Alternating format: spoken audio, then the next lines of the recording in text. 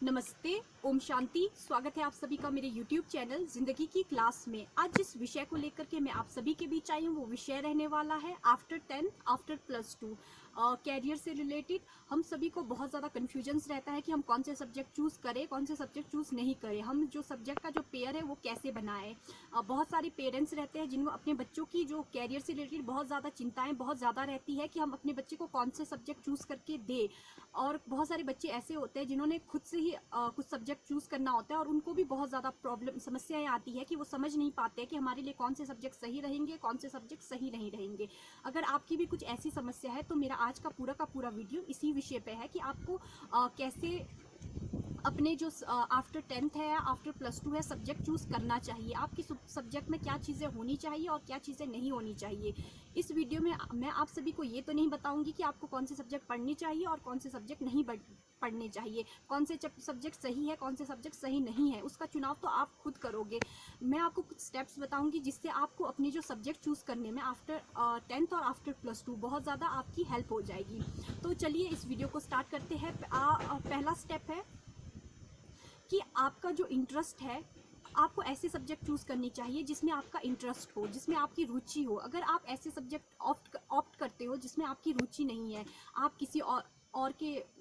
आपका फ्रेंड कोई subject choose कर रहा है, आप उस बेस पे सब्जेक्ट चूज़ कर रहे हो या आपके पेरेंट्स चाहते हैं तो आप ऐसे सब्जेक्ट चूज़ कर रहे हो, तो क्या होगा कि आपको आगे बहुत ज़्यादा समस्या आएगी। अगर आप ऐसे सब्जेक्ट का पेयर बनाइए जिसमें आपको इंटरेस्ट हो, आपको लगता है कि हाँ, अगर आप पेरेंट हो, आप अपने बच्चे को कुछ ऐसे सब्जेक्ट देना चाहते हो तो आपको अपने बच्चे के बारे में, आपके बच्चे की जो इंटरेस्ट है, रुचियों के बारे में आपको सब कुछ पता होना चाहिए। आपके बच्चे का जो बेसिक चीज़ें हैं, चाहे उसका रीडिंग स्किल है, राइटिंग स्किल है, एक्स्ट्रा करिकुलर एक्टिविटीज़ में आपका बच्चा कैसा है, आपका बच्चा स्पोर्ट्स में कैसा है, आपका बच्चा पढ़ाई में कैसा है, पढ़ाई में भी अलग अलग कैटेगरीज में, कि आपको अपने बच्चे के बारे में, अपने बच्चों की हॉबीज़ के बारे में, हर चीज़ के बारे में आपको बहुत अच्छी तरीके से पता होना चाहिए। जब तक अब आपके बच्चे के बारे में आपको पता नहीं है, उसके बाद आपको आपके बच्चे के बारे में क्लियर चीज़ें नहीं पता है, फिर भी आप उसको एक सब्जेक्ट ऑप्ट करके दे रहे हो, कुछ पर्टिकुलर सब्जेक्ट्स का एक पेयर बना के दे रहे हो, तो उसको बहुत ज़्यादा समस्याएँ आएगी। तो जो सब्जेक्ट है वो बच्चे के जो इंटरेस्ट है उसके हिसाब से होना चाहिए। पहला स्टेप ये है। तो अब नेक्स्ट आगे बढ़ते हैं, सेकंड स्टेप की बात करते हैं। जो सेकंड स्टेप है वो ये कि आपने जो एक पेयर बनाया सब्जेक्ट्स का, चाहे वो 5 सब्जेक्ट का पेयर हो, चाहे 6 सब्जेक्ट, चाहे 7 सब्जेक्ट, आपने जो, या 4 सब्जेक्ट, मेन 4 सब्जेक्ट आपने जो पेयर बनाया, तो आपको उसके बाद क्या चेक करना है उसमें कि उसमें आपकी बच्चे की जो बेसिक है वो क्लियर है, वो बच्चा बेसिक चीज़ों को क्लियर कर पा रहा है, नहीं कर पा रहा है। अगर आप पेरेंट हो तो आपको चेक करना है कि आपके बच्चा जो सब्जेक्ट आपने ऑप्ट करके दिए हैं या उस बच्चे ने बताया कि अच्छा ये सब्जेक्ट ऑप्ट करना है, अगर आप खुद बच्चे हो तो आपको ये चेक करना है सेकंड स्टेप में कि आपका जो सब्जेक्ट आपने चूज़ करके एक पेयर बनाया है, कि आप उसमें उस बेसिक जो कॉन्सेप्ट है, उस सब्जेक्ट का जो कॉन्सेप्ट है एक्चुअली में, आप उस चीज़ को क्लियर कर पा रहे हो या नहीं कर पा रहे हो। अगर आपने अपने इंटरेस्ट से सब्जेक्ट ले लिया, ऑप्ट कर लिया कुछ भी सब्जेक्ट, बेशक वो आपके इंटरेस्ट का ही क्यों ना हो, और उसके बाद क्या प्रॉब्लम, उसके बाद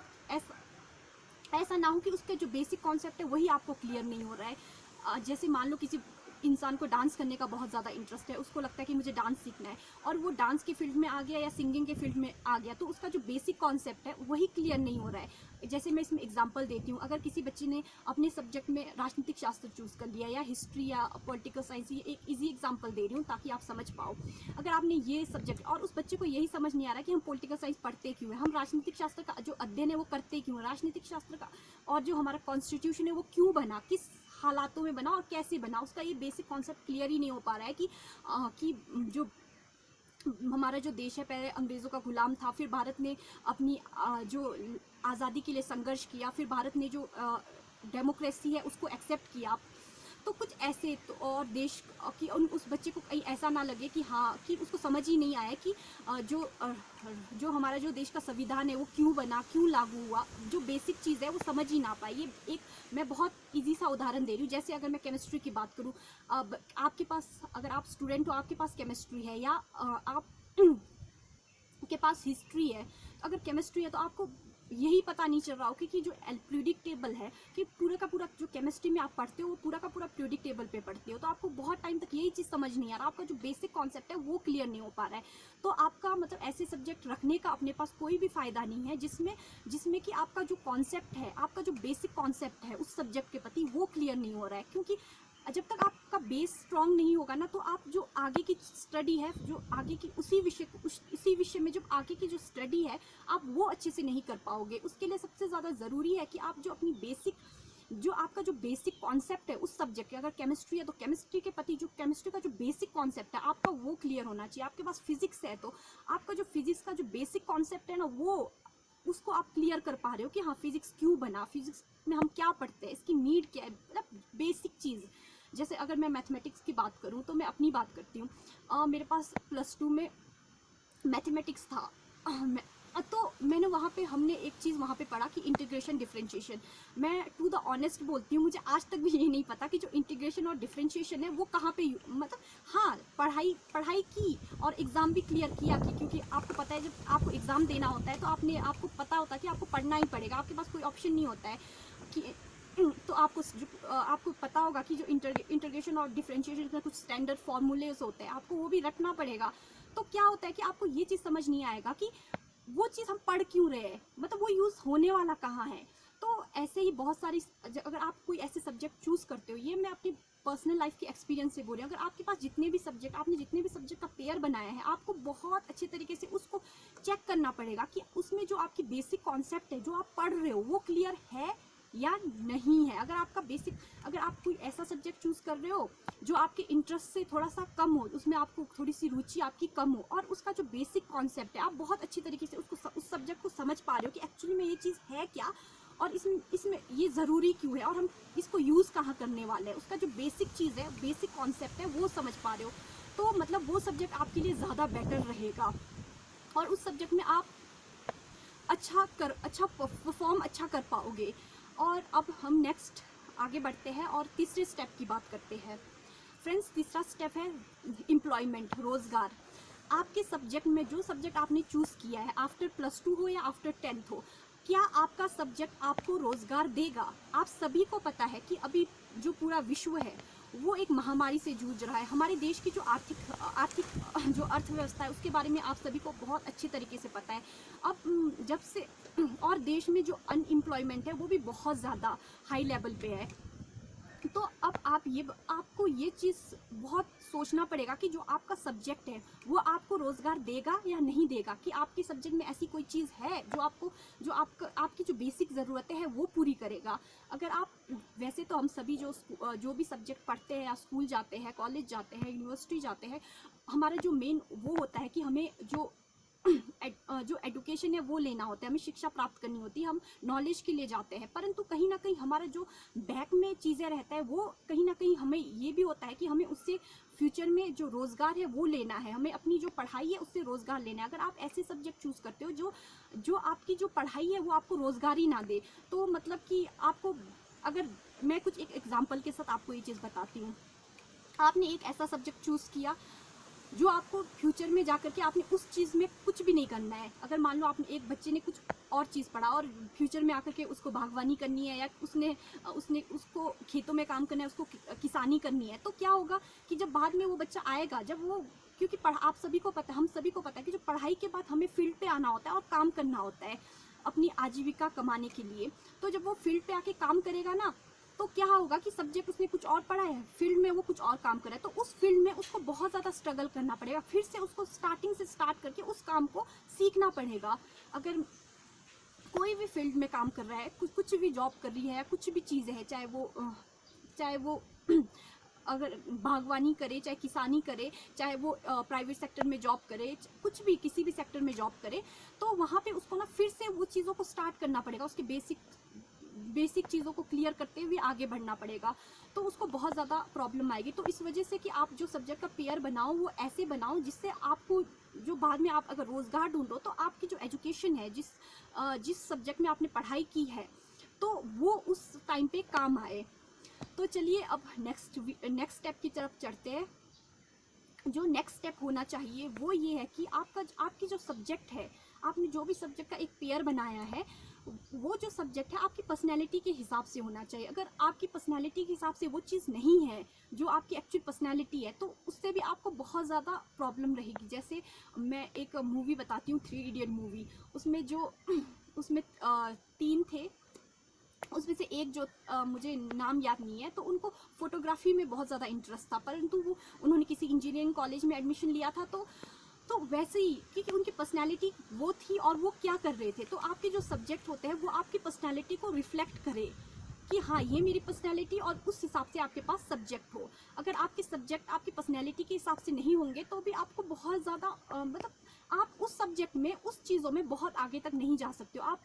बोलते हैं ना कि अगर आपने 10 किलोमीटर चलना है तो आप सिर्फ 3 किलोमीटर चल जाओगे और वहीं पे चुप हो जाओगे। तो अगर आपको आगे जाना है उस सब्जेक्ट में, तो आपको अपनी जो पर्सनैलिटी है उसके हिसाब से सब्जेक्ट जो है चूज़ करना पड़ेगा। और बात करते हैं नेक्स्ट स्टेप की। तो नेक्स्ट स्टेप है कि आपका जो सब्जेक्ट हो वो जो आप सोचते हो, जो आपकी सोच है, आप जो अंदर से हो, एक्चुअल में हर इंसान अंदर से होता है, तो आप जो अंदर से हो उस सब्जेक्ट में वो चीज़ हो। वरना क्या होगा, आप पढ़ाई भी कर लोगे, जॉब भी कर लोगे, तो फिर भी ना आपकी जो मेंटल जो सेटिस्फिकेशन है ना वो आपको नहीं मिलेगा। आपको लगेगा यार कुछ तो कमी रह गई, मैंने पढ़ाई भी कर ली, मैंने जॉब भी कर लिया, सब कुछ कर लिया, फिर भी आपको ऐसा लगेगा जो आपकी तलाश है ना वो तलाश पूरी नहीं हुई। अगर आप ऐसे सब्जेक्ट चूज़ करोगे स्टार्टिंग से, अपने जो यहाँ से आप बिल्कुल क्लियर हो अपने चीज़ों के प्रति कि हाँ, तो क्या होगा ना, आप जब आप पढ़ाई करोगे, पढ़ाई में भी आपको बहुत मज़ा आएगा, और जब बाद में आप जॉब करोगे उस फील्ड में, आप ग्राउंड लेवल पे जाकर के जब काम करोगे तो भी आपको बहुत मज़ा आए। आपको कभी अंदर से ये नहीं लगेगा कि जो मेरी तलाश है वो अधूरी रह गई, आपको लगेगा कि मेरी तलाश पूरी हो गई। बहुत सारे ऐसे लोग होते हैं जो मर मर के, मतलब बहुत लोग ऐसे जो आज जॉब कर रहे हैं, कुछ भी कर रहे हैं, उनके पास कुछ भी सब्जेक्ट है, तो वो मर मर के मतलब अपनी ज़िंदगी जी रहे हैं। तो आप अपनी ज़िंदगी को ना जी नहीं पाओगे अगर आपने ऐसे सब्जेक्ट चूज़ किया है जो आप अंदर से एक्चुअली चीज़ें करना चाहते हो। जैसे अगर कोई बच्चा है, उसको इतिहास में इंटरेस्ट है, उसको पुरानी चीज़ें जानने में, पुरानी चीज़ें करने में कुछ उस तरीके का उसका इंटरेस्ट है, और वो किस मतलब अंदर से वो चीज़, अंदर से वो पूरी उसकी जो पर्सनैलिटी है, और अंदर से वो इंसान वैसा है, उसको वही, उसके जीवन का पूरा वही है कि उसको प्रैक्टिकल में भी वो है, तो भी उसको वही पुरानी चीज़ें, पुरानी हिस्टोरिकल चीज़ें, हिस्टोरिकल बातें, उसको वही इंटरेस्ट है। तो फिर बाद में वो सब्जेक्ट कुछ ऐसा चूज़ करता है, तो मतलब कि आपका जो सब्जेक्ट होता है, तो उसको हमेशा लगेगा कि कुछ मेरे जीवन में कुछ अधूरा रह गया, मेरी इतनी उम्र निकल गई, तब तक भी मैं अपनी जो जीवन का जो एक्चुअल चीज़ था, मैं वो चीज़ नहीं कर पाया। तो आपके सब्जेक्ट में वो चीज़ है जो आप पढ़ाई कर रहे हो, जो आपका सब्जेक्ट है, आपके सब्जेक्ट में वो चीज़ें होनी चाहिए जो आप अंदर से हो एक्चुअली में। अगर किसी बच्चे को क्या बोलते हैं, साइंस में इंटरेस्ट है, उसको सब्जेक्ट्स के बारे में कि उसको, अगर केमिस्ट्री की बात करूँ तो उसको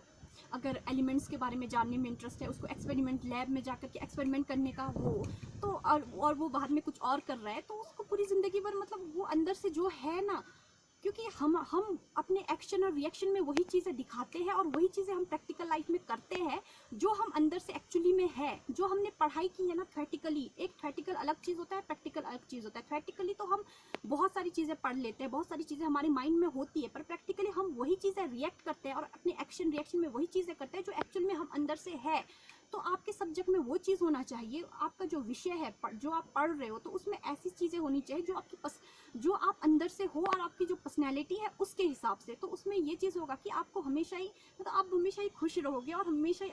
मतलब सेटिस्फाई रहोगे। आपको ऐसा कभी नहीं लगेगा कि मैं कुछ ढूंढ रहा था या ढूंढ रही थी और मेरी जो वो तलाश है वो अधूरी रह गई। तो फ्रेंड्स, मेरा ये वीडियो अगर आप सभी को अच्छा लगा तो मेरे चैनल को ज़रूर सब्सक्राइब कीजिए, और अगर आपको लगता है कि मैं इस कैरियर से रिलेटेड और वीडियोस बनाऊं, और जो स्टूडेंट्स की प्रॉब्लम्स को लेकर के, तो भी आप मुझे कमेंट करके बताइएगा, तो मैं ज़रूर और वीडियोस लेकर के आऊँगी। तब तक के लिए नमस्ते, ओम शांति।